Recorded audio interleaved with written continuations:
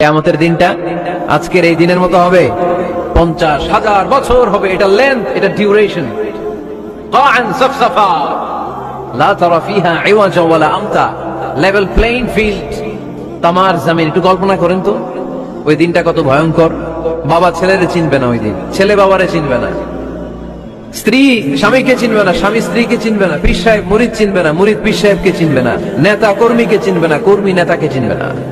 হায় হায়, ইয়া নাফসি বলে কাঁদবে।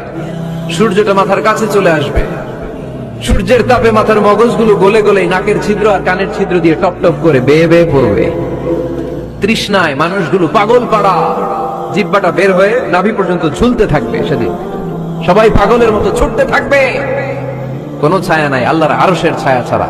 আল্লাহর হাবিব বললেন 7 শ্রেণীর ব্যক্তিকে আল্লাহ তাআলা আরশের নিচে ছায়া দিবেন। এর মধ্যে 1 শ্রেণীর ব্যক্তি রাজুলুন কলবুহু মুআল্লাকুন বিল মাসাজিদ,